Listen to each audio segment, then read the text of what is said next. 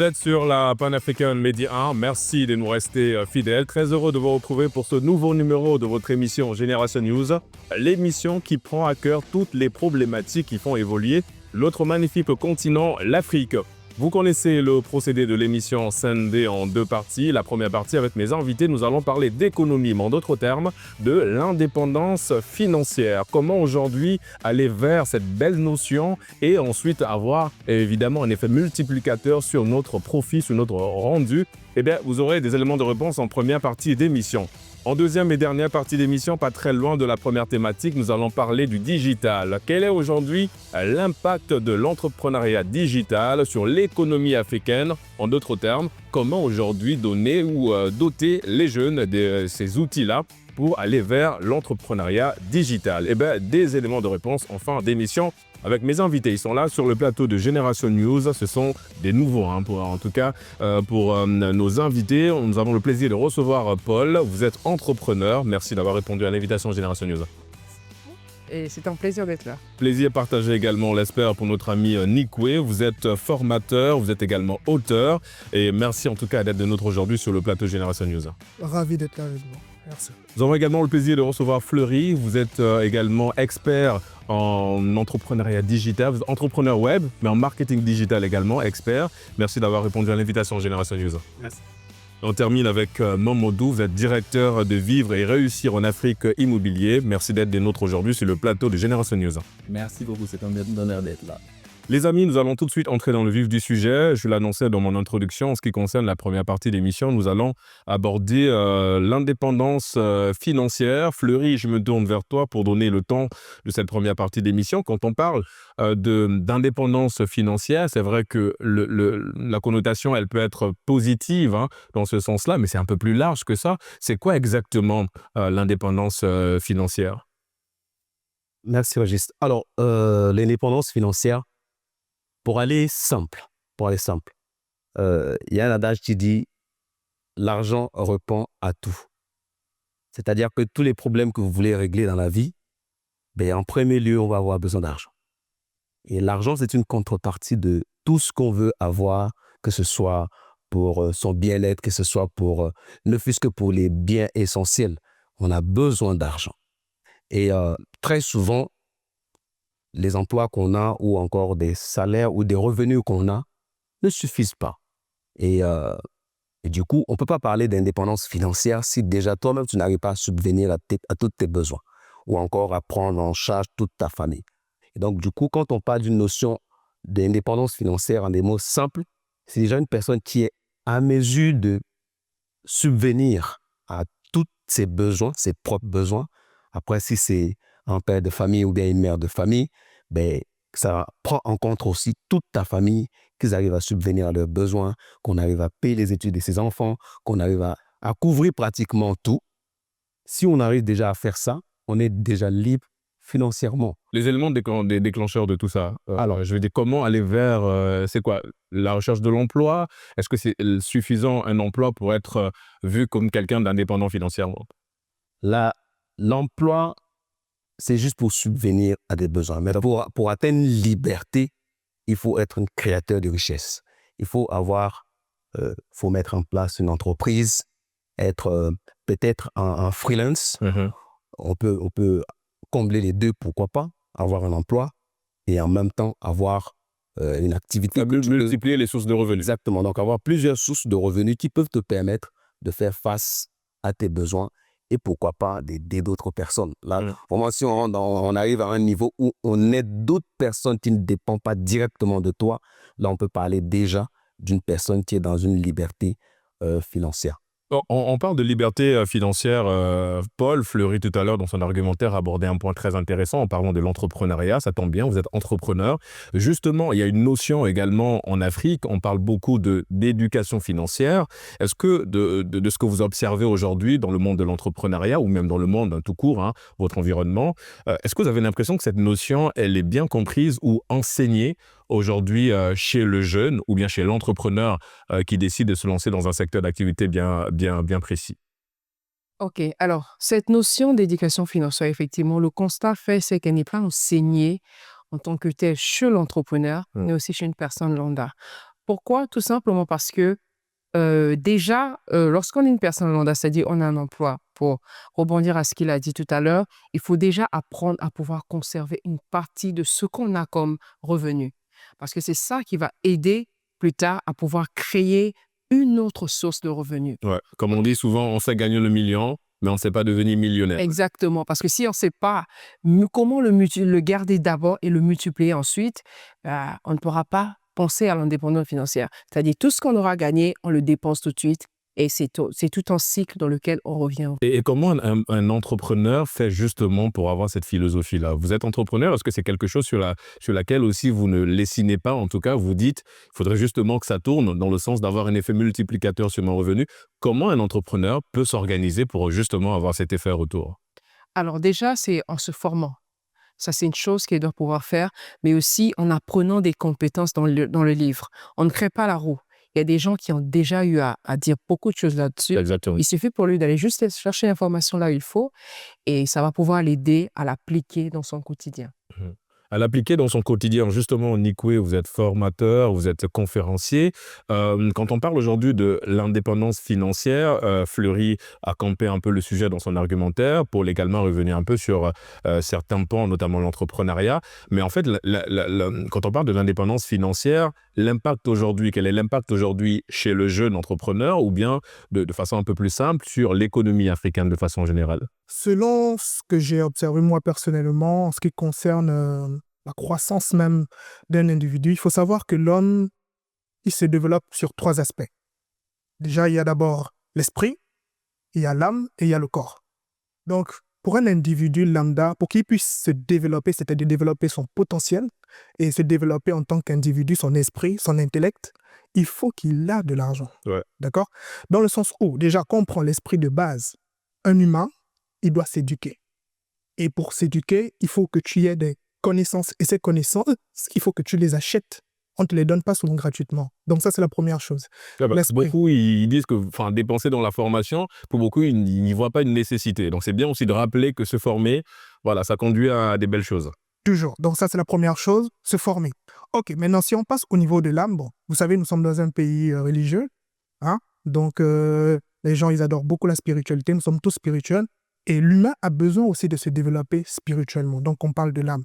Et au niveau de l'âme, le fait de simplement créer, c'est-à-dire des écoles, des centres de formation pour accompagner ces jeunes, ça les apporte déjà un plus. Et vous, en tant que créateur, je peux dire d'opportunités, ça vous apporte, je peux dire, un prix émotif, voilà, auquel on ne peut pas accorder un prix, tout simplement.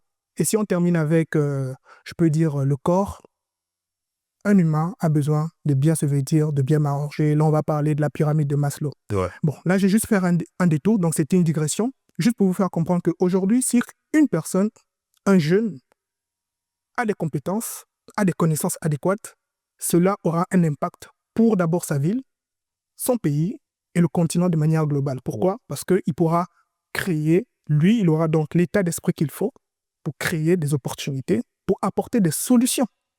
OK? Face aux difficultés ou bien aux challenges que fait face, par exemple, son pays où il vit, son environnement, tout simplement. Donc, l'éducation est extrêmement importante. La formation, c'est la base. C'est ce que je pourrais dire. Et par rapport à ça, je vais rester avec toi avant de donner la parole à justement Modo pour qu'il nous livre son avis sur la thématique. C'est vrai que tout à l'heure, tu parlais justement de ce comportement, le comportement qu'on devrait avoir, en tout cas pour avoir cette forme d'indépendance financière. Moi, ce que j'ai envie de savoir aujourd'hui, quand on parle de cette indépendance financière-là, avec le coût de la vie qui augmente à chaque fois, est-ce que c'est pas un peu plus difficile de tendre vers cette indépendance financière? Je comprends très bien. En fait, il faut savoir que ça, ce que tu viens au fait de souligner, ça te dérange pas si je te tutoie? Non, c'est tutoie, il n'y a pas de souci, mon cher. Alors, donc, ce que je veux souligner, au fait, c'est qu'il y a ce qu'on appelle des croyances limitantes. Et aujourd'hui, beaucoup de personnes pensent que déjà s'enrichir, c'est mauvais, ou bien gagner de l'argent, c'est mauvais. Vous voyez? Et donc, ce que je veux dire par là, c'est très simple. Quand vous êtes salarié, votre éducation est basée sur quoi? Sur le fait d'aller se faire scolariser depuis le bas âge pour avoir un diplôme. Et ce diplôme te permet d'avoir un emploi et cet emploi te permettra d'avoir un salaire. C'est la logique. Ouais. Ok. nous faisons face à une situation où l'économie dans laquelle nous sommes actuellement devient de plus en plus hostile. Donc, je ne vais pas trop rentrer dans les détails, surtout liés à la monnaie que nous utilisons, vous le savez très bien. Voilà, qui est une monnaie qui asphyxie l'essor du continent. Bon, je parle beaucoup plus des pays francophones qui utilisent le franc CFA. Ouais. OK? Donc, du coup, on ne peut pas rivaliser face à d'autres jeunes qui ont des opportunités qui sont beaucoup plus accessibles vis-à-vis de la monnaie qu'ils utilisent. Là, je veux parler du dollar, de l'euro. L'euro, ouais. Mais nous, avec un franc CFA, on est limité déjà par nos banques et pas mal, vous voyez, des restrictions que nous pouvons faire face. OK. Donc, déjà, à ce stade, il faudrait que vous preniez le jeune africain, prenne conscience d'abord de l'économie ou bien d'où il est en train de grandir. Ouais. Ça lui permettra tout simplement de savoir, OK, il faut que je me dote de connaissances et de compétences qui me permettront, quand je gagne de l'argent, que je le conserve, que je sache comment le multiplier. Voilà, donc ce qui fera qu'il ne va plus compter que sur son salaire en tant qu'employé, mais il sera capable d'être un créateur de richesse. Ouais. Voilà. On aura l'occasion de revenir là-dessus, évidemment, sur tous ces points qui ont été soulevés. Mamadou, on parle de l'indépendance financière. Il y a également une confusion. Alors, tu me diras si c'est le cas. Parce qu'aujourd'hui, quand on parle d'indépendance financière, on a tendance à l'associer à richesse. Est-ce que le pont entre ces deux notions-là, c'est possible? Est-ce qu'on peut traverser l'un pour aller vers l'autre? Ou bien, en fait, c'est simplement une confusion dans la conscience collective de beaucoup de personnes? Est-ce que être indépendant financièrement, c'est être riche? Aujourd'hui, on ne peut pas parler de richesse sans pour autant parler de finance. D'accord. Donc, l'argent est directement lié à la richesse. Si on peut aujourd'hui, par exemple, lorsqu'on n'a pas d'argent, on ne peut pas être considéré comme une personne riche, même si la richesse ne dépend pas seulement de l'argent, parce que être riche, ça dépend aussi de la mentalité qu'on a. Parce que ça commence dans les mentalités. Lorsque aujourd'hui tu veux être riche et que tu n'as pas la mentalité d'une personne riche, tu peux investir, tu peux avoir de l'argent, mais pour le perdre devient facile. Ça, c'est vrai.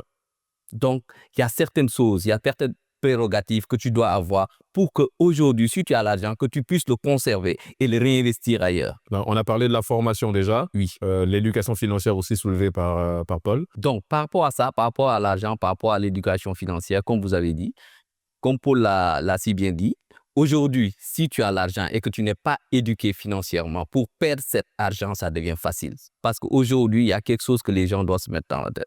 Gagner de l'argent, ça peut être facile. Mais le conserver et le réinvestir, c'est là-bas tout le problème. Ouais. Parce qu'aujourd'hui, les gens ont tendance à plus dépenser par rapport à ce qu'ils gagnent.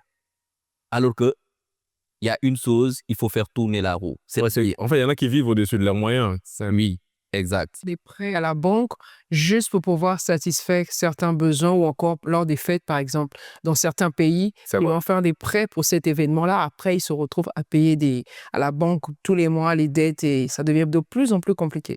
Parce qu'aujourd'hui aussi, merci Paul, par rapport à ce que tu viens de dire, les gens gagnent de l'argent.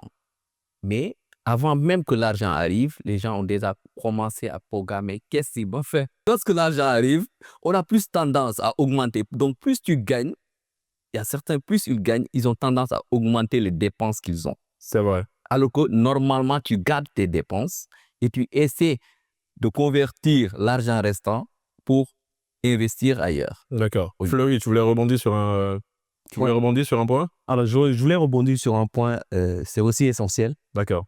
Après, ça peut être remarqué sur des personnes qui ont déjà l'habitude de vivre dans des contextes assez, dans les classes moyennes peut-être, je peux dire.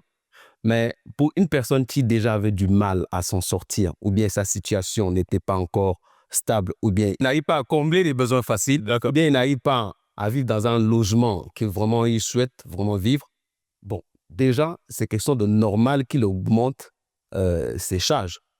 D'aller prendre peut-être un autre appartement, d'aller prendre, d'avoir un enfant, d'échanger le téléphone, c'est normal. Ce n'est pas une mauvaise chose d'augmenter ses dépenses. Seulement, avant de penser à augmenter ses dépenses, il faut chercher à multiplier ses revenus afin que les revenus puissent couvrir les dépenses. Pas une planification, quoi. Exactement. Ouais. C'est mauvais dans un sens où si tu gagnes la même chose et que tu augmentes tes dépenses en entrant dans les dettes, là c'est mauvais. Mais si on arrive à augmenter ses dépenses et ses entrées, pardon, et pour couvrir ses dépenses, ben, il n'y a pas du mal à augmenter ou bien à chercher à vivre mieux que ce qu'on vivait avant. Voilà, c'est pas pour dire que ce qu'il dit, c'est pas bon, c'est pas vrai. Hein. Non, seulement, il y a des gens qui ont besoin de changer quand même de statut. C'est normal, il faut qu'on change de statut pour voir que là, on a évolué quand même. Ouais. Mais entre-temps, on ne le fait pas en se levant comme ça ou bien aller à emprunter de l'argent. C'est quelque chose qu'il faut augmenter ses revenus.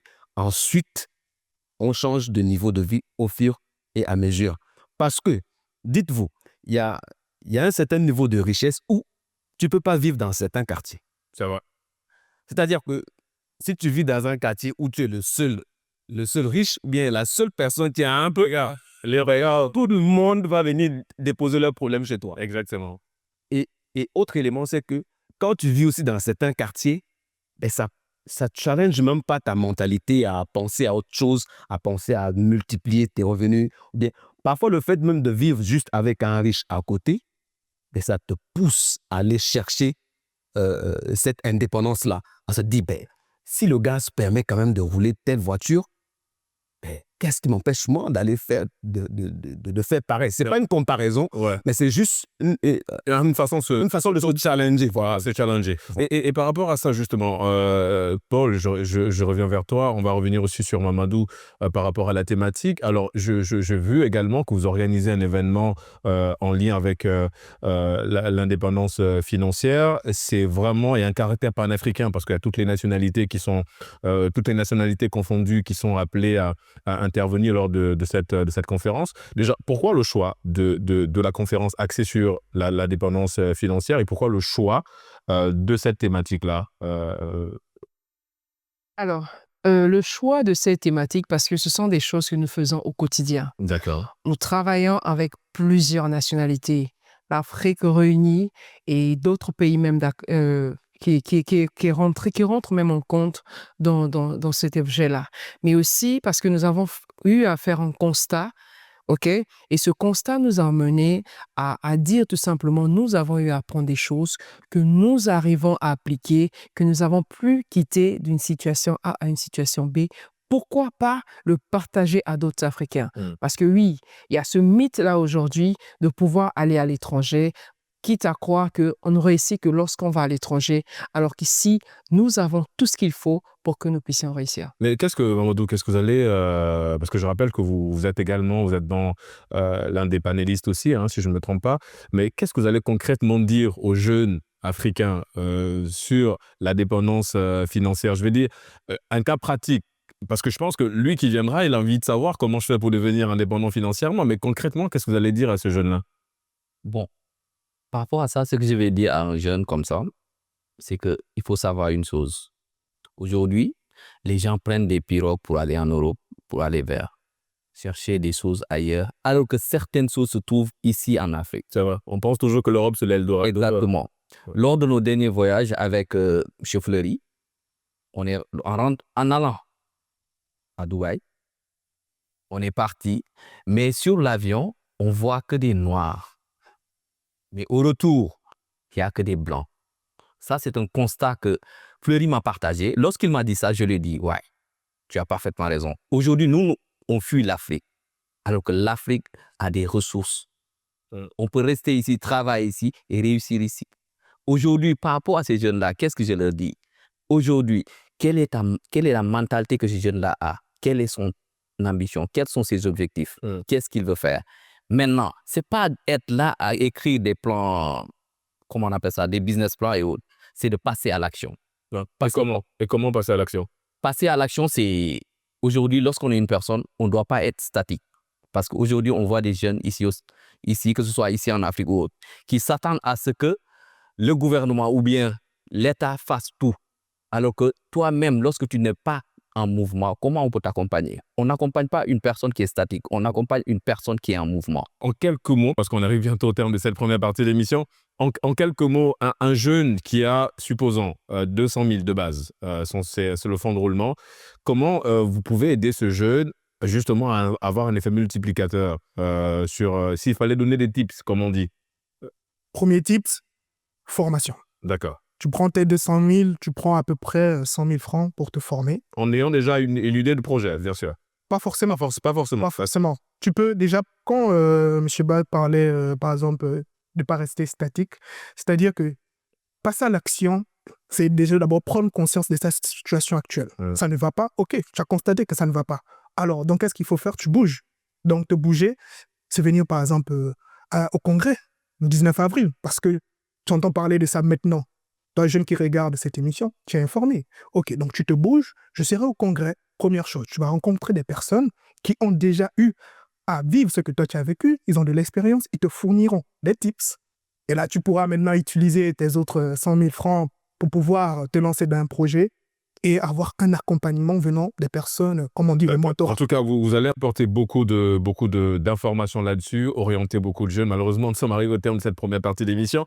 On marque une courte pause et on revient en deuxième partie d'émission. On parlera de l'entrepreneuriat digital. Fleury, justement, on aura l'occasion de revenir un peu sur ton argumentaire. À tout de suite. On marque une courte pause. À tout de suite.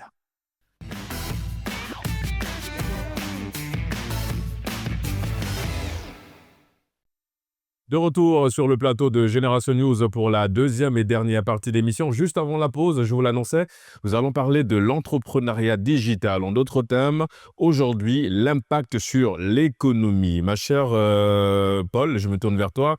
On parle de l'entrepreneuriat digital, en d'autres termes, le digital comme un levier de puissance dans l'économie moderne. Justement, vous qui êtes dans le domaine de l'entrepreneuriat, est-ce que c'est quelque chose que vous percevez déjà, cet impact-là sur l'économie, le rendement déjà au niveau de votre entreprise et l'impact que vous avez aujourd'hui en collaborant avec d'autres entreprises aussi sur le continent? Oui, je réalise effectivement l'impact qu'a le digital sur mes activités. Et il faut dire effectivement que 99% de mes activités, c'est du digital que je le fais. Et 99% de mes clients, je les trouve sur le digital.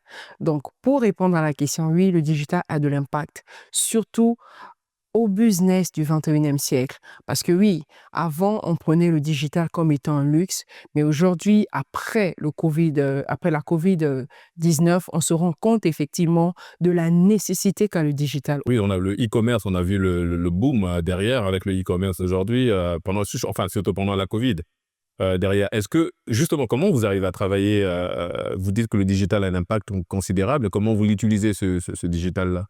Alors, le digital a un impact dans la mesure où je n'ai pas besoin d'être dans un pays ou encore dans une ville quelconque pour pouvoir le vendre. D'accord. Je peux décider d'avoir des clients ou encore des prospects, autant pour moi, dans des pays où je ne suis pas présent, mais j'ai simplement la logistique qui peut me permettre de pouvoir le faire.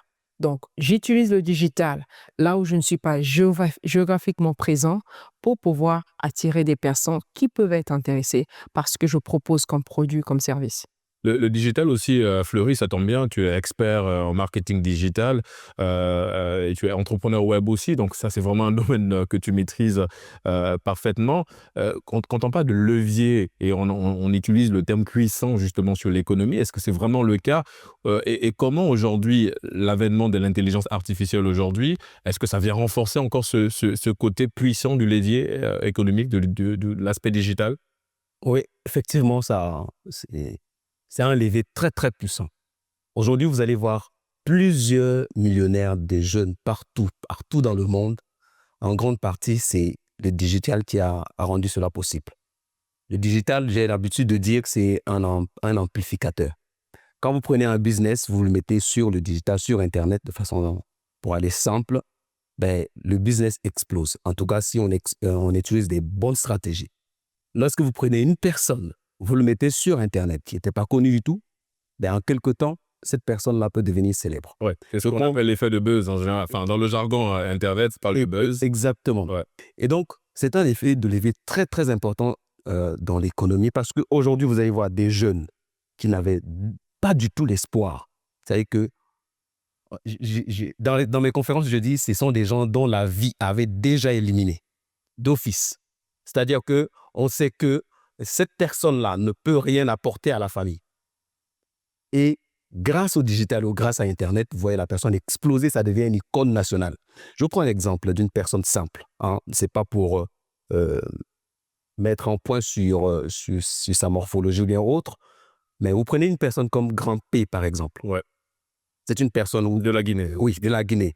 Je prends dans sa famille, j'en suis sûr que ses parents ne comptaient pas que grand-père peut être une personne qui va faire en sorte que la famille s'en sorte. Exactement. C'est pas pour dire que c'est un problème, mais on ne pouvait pas espérer quelque chose de grand venant de lui. Oui, mais Et- non, après, il faut le dire, il a un handicap qui l'empêche vraiment d'être un créateur de richesse.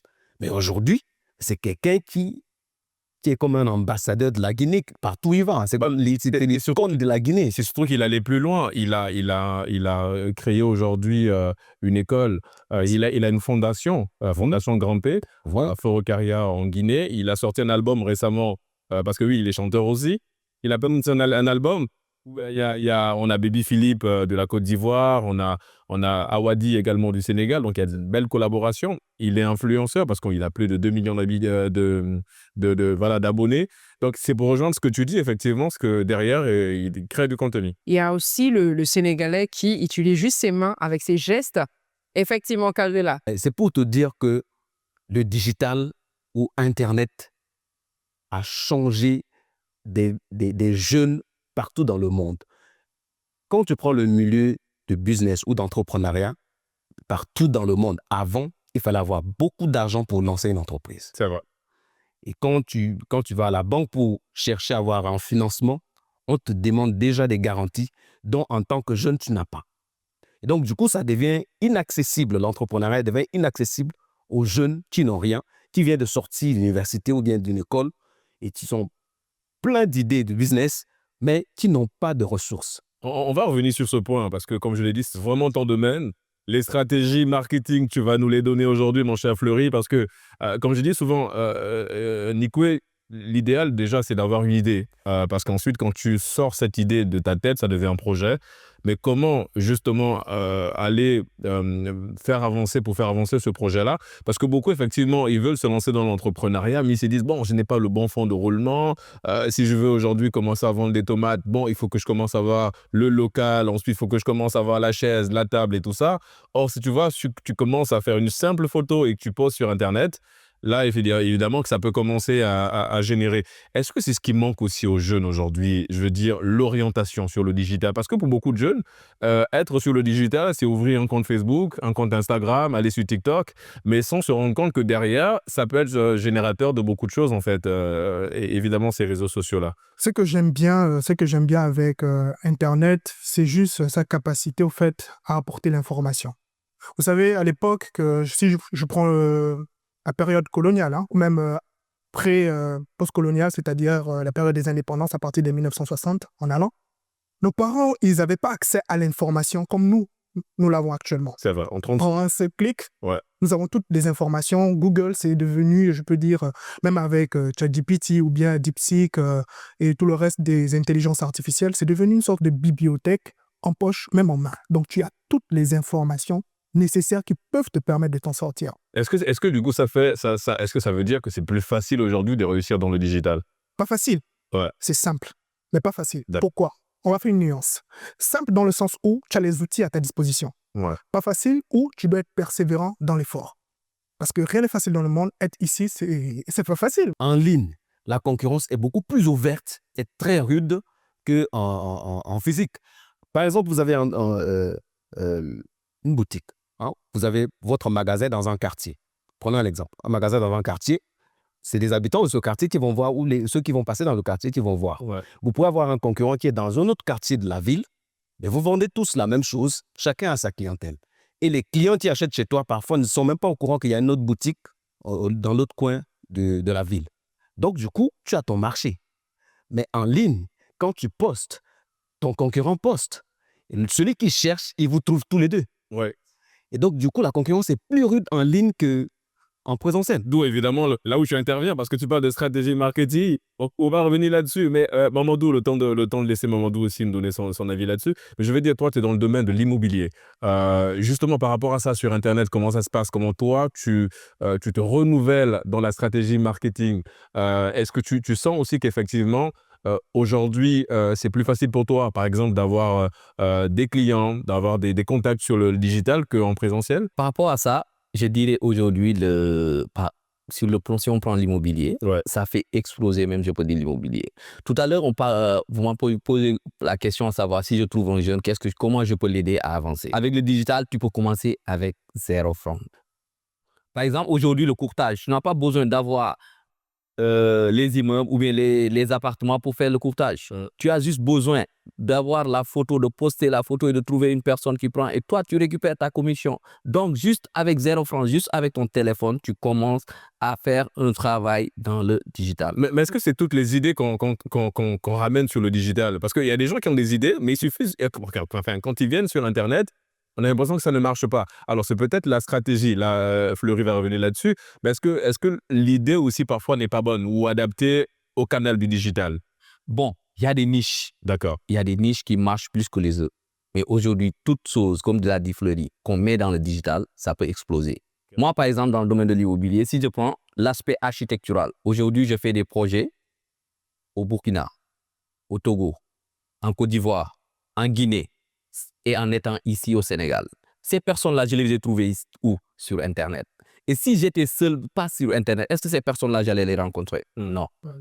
Aujourd'hui, même des projets de construction, j'ai des projets de construction au Togo, au Burkina, en Guinée, ici au Sénégal. Et c'est des personnes qui ne me connaissaient même pas, ni Dana, ni Dev, qui m'ont contacté pour nous confier leur projet immobilier. Et tout ça a été facilité grâce à Internet. Au digital. Grâce au Est-ce que la pression n'est pas double, Paul? Je veux dire, quand on est sur le digital, on a l'impression qu'il a dit, hein, on est obligé de se réinventer tout le temps parce que le concurrent, il est là. Est-ce que ça ne donne pas une double pression quelque part Tu voulais rebondir sur ce qu'il dit? J'allais rebondir et je reviendrai par la suite par rapport à la question. Effectivement, s'il faut dire la question pour répondre en fait ce qui a été dit, déjà tout business peut être amplifié et multiplié sur le digital. Effectivement, ça dépend juste des stratégies, mais aussi des informations qu'on va pouvoir utiliser pour faire à ce que ce business puisse être viable sur Internet. C'est lesquelles comme information? Alors, déjà, c'est de savoir effectivement les maîtriser un tout petit peu, parce que oui, le digital n'est pas facile. Ouais. OK? C'est D'accord. très vaste. OK? Donc- Puisque il suffit pas juste de publier la photo Ouais. pour que les personnes viennent. OK? Il y a des interfaces auxquelles tout le monde n'a pas accès, mais ce sont des entreprises qui sont sérieuses, mais aussi qui veulent faire du business avec Facebook, qui ont accès à ces espaces-là. Et c'est ce genre de choses que des entrepreneurs ou encore des jeunes doivent aller chercher au travers des formations, au travers des livres, pour les permettre d'avoir ce qu'il faut pour faire la concurrence avec ceux qui sont sur Internet. D'accord. Parce qu'il y a des cas pratiques. Je pense que là, les jeunes qui nous regardent, ils ont besoin des cas pratiques. La formation, ça, c'est un processus. On doit commencer par là, par la formation. Donc, naturellement, on invite ces jeunes-là à aller dans la formation. Mais prenons un cas simple. Nous sommes en formation. Moi, j'ai un business. Mon business, c'est de vendre, supposons, je vends des CD. Je vais aller sur Internet. Concrètement, qu'est-ce que Paul peut me dire, qu'est-ce que Fleury peut me dire en termes de stratégie pour facilement percer le marché, même si ça va être compliqué, parce que je pense que c'est là aussi il faut rassurer les jeunes en disant que c'est pas tout de suite qu'on se lance sur Internet qu'il y a le revenu derrière. C'est pas parce qu'on se lance sur Internet que derrière on va devenir millionnaire. Il y a tout un processus, ça va prendre du temps, mais pendant que ça va prendre du temps, voilà ce que tu peux continuer à faire pour... Je le disais tout à l'heure que être sur Internet, ça demande la patience, ça demande la persévérance. Ouais. Parce que oui, il faut le temps que le public ou encore des personnes qui sont sur Internet puissent apprécier, apprendre à vous connaître et à vous faire confiance. Parce que c'est ça qui fait toute la différence. OK? Mais il y a aussi le fait que quelqu'un qui se lance sur Internet, les formations dont il a besoin pour pouvoir aller devenir rentable sur Internet, c'est déjà d'aller voir des personnes qui ont déjà des résultats que lui, il a besoin. Parce que ce sont des personnes légitimes pour les apprendre comment pouvoir faire. Mais un jeune aujourd'hui qui a un business, par exemple des CD, s'il faut revenir sur l'exemple que vous avez dit tout à l'heure, déjà, il y a des niches. Les CD aujourd'hui, on sait que ça ne paye plus. Aujourd'hui, par exemple, on parle de Blu-ray, c'est-à-dire quand vous regardez dans le domaine du cinéma, Au cinéma, oui. même si c'est le film il est digital, mais derrière, on fait sortir toujours le Blu-ray, donc en CD. Donc, il y a des niches. Exactement, il y a la niche, mais ça ne se vend plus en CD comme avant. Voilà, oui. Il faut effectivement adapter la vente ou encore les produits ou les services en fonction de la réalité. Parce que des business qu'on faisait avant 2019, aujourd'hui, il y a des business qui ont disparu. Exactement. Même dans le domaine du cinéma, toutes les industries cinématographiques ont des trucs en ligne. On prend des Prime Video, des Netflix, Les plateformes, voilà. les plateformes, des Disney+. Aujourd'hui, ce qui fait que les CD, bon, en quelque sorte, dans le milieu local, ça devient obsolète, carrément. Vous savez, un principe simple que je vais donner à un jeune qui nous regarde aujourd'hui, qui se dit, bon, on parle d'indépendance financière, Et digitale. digital. Alors, il y a un principe de vie qui est simple. C'est que lorsque tu veux prendre un chemin, suivre un chemin, il faut regarder ceux qui ont déjà suivi ce chemin-là afin qu'ils t'évitent les erreurs sur la route. Vous allez voir, là, il y a d'autres sociétés qui se développent vite parce qu'il y a ce principe-là qui est mis en place. Quand vous observez la société américaine, les gens qui ont réussi dans leur domaine d'activité descendent pour former les jeunes, pour rendre l'information accessible, pour rendre le chemin accessible. Et ce qui fait qu'un jeune peut commencer et avancer. Et ce qui cause problème à l'Afrique, c'est que ceux qui ont pu réussir jusqu'aujourd'hui, non seulement ils n'ont pas écrit, Ils ne veulent pas partager, tout simplement. ils ne descendent même pas, même dans les universités, ils ne vont pas pour former. Et d'où la nécessité pour vous de pouvoir échanger avec ces... D'où la nécessité pour nous, en tant que jeunes, voilà, d'organiser des conférences comme le congrès qu'on a organisé. C'est pour rendre cette information accessible, de montrer aux jeunes que ce que tu veux faire grâce à Internet, ben, nous l'avons déjà pratiqué pendant des années. On connaît le chemin. Viens pour qu'on te montre le chemin. Ce que ça va faire, c'est que ça va t'épargner les temps de recherche sur Internet pour trouver ton chemin. Ça va t'épargner de ne pas dépenser de l'argent. Parce qu'ils ont parlé des formations, mais des formations en ligne, tu peux tomber sur des gens qui ont des mauvaises intentions, qui prennent des formations des autres personnes qu'eux-mêmes n'ont pas appliquées et ils les vendent. Oui, parce que c'est aussi le danger du digital, en fait. Après, tu te retrouves à une formation où celui qui t'a donné, lui-même, il ne l'a jamais appliqué et donc il ne peut pas t'aider. En ce moment-là, ça devient un problème. Et c'est pourquoi des gens comme nous, quand on organise une conférence comme ça, c'est pour dire aux jeunes, écoutez, ce qu'on vous dit, c'est des choses qu'on fait tous les jours. Viens pour qu'on puisse te montrer le chemin, par où tu commences, combien il faut investir. Est-ce que la formation, c'est payant ou c'est gratuit? Parce que les jeunes pensent généralement, on l'a dit encore en première partie d'émission, c'est qu'en fait, il faut avoir un gros budget pour commencer à se lancer dans l'entrepreneuriat, surtout sur le digital. Oui. Rapidement sur ce que Fleury il a dit par rapport donc à l'écosystème. Vous savez, on a mis en place un écosystème qui s'appelle la méthode phare. Donc, c'est formation, action, résultat. Donc, quand vous intégrez cet écosystème, vous venez d'abord par... Le but, c'est de vous faire former pour acquérir des compétences. Alors, vous n'allez pas vous faire former, cumuler des compétences ou des connaissances, rester assis. Non, vous devez maintenant passer à l'action. C'est-à-dire que nous sommes pragmatiques.